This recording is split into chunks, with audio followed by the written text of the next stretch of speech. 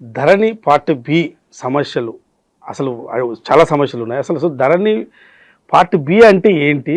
ఈ సమస్యలకు ఈ భూభారతి చట్టం పరిష్కారం చూపుతుందా? పరీక్ష రాసేటప్పుడు గొట్టు ప్రశ్నలు ఉన్నాయి, తర్వాత రాస్తాను పక్కన పెట్టుకుని పార్ట్ బి ఈజీగా ఉన్నాయి రాసేసినాం, గొట్టుకున్నాయి తర్వాత రాద్దామని. కనీసం పరీక్ష టైం అయిపోయినప్పుడు అని రాయాలి కదా. కానీ ఇది పార్ట్ బి ఏంటంటే పరీక్ష టైం అయిపోయినా కూడా రాయటం మానేసినాయి. భూరికాళ్ళ ప్రక్షాళన జరిగినప్పుడు 2017లో అన్ని క్లియర్గా ఉన్నాయన్నింటినీ ముందు రికార్డుకి ఎక్కిచ్చేశారు. 2017 LRUP ఏవైతే చిన్న చిన్న సమస్యలు ఉన్నాయనో, లేదా కొద్దిగా వెరిఫికేషన్ చేయాలనో, లేదా ఒక పలానా కాగితం లేదనో ఈ తర్వాత చూద్దాని పక్కన పెట్టారు. ఇవి మళ్ళీ ఎక్కియొచ్చులే తర్వాత అని అట్లా ఎక్కియకుండా మిగిలిపోయినాయే పార్ట్ బి. తెలంగాణలో పార్ట్ బిలో 18 లక్షల ఎకరాల భూమి ఉంది. ఎందుకు పెట్టారు పార్ట్ బిలో అని మేము అంకెలు అడిగాం ధరణి కమిటీలో ఉన్నప్పుడు.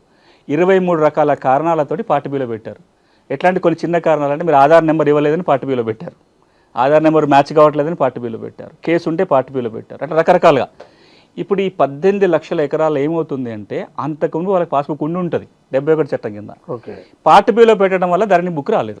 ఎంతమంది ఉన్నారో ఒకసారి మీరు అంకెలలో చూస్తే, నిన్న మొన్న ప్రభుత్వం ఏర్పడిన తర్వాత మేము ఆచారంలో పైలట్ చేస్తే 10 గ్రామాలలోనే 2000 మందికి సమస్య ఉంటే 350 మంది పార్ట్ బి వాళ్ళే. అంటే పాత బుక్ ఉంది, కొత్త బుక్ రాలేదు.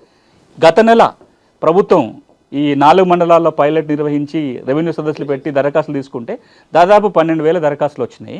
3,500 మంది పార్ట్ బి, అంటే పాత పాస్బుక్ ఉంది, కొత్తది రాని వాళ్ళు. అంటే అంతమందికి పాత బుక్ ఉండి కొత్తది ఎందుకు రాలేదు అంటే పార్ట్ బిలో ఉన్నారు.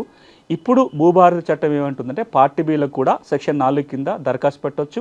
ఆర్డీఓ కానీ కలెక్టర్ కానీ పరిష్కారం చేసి పాస్బుక్లు ఇవ్వచ్చు.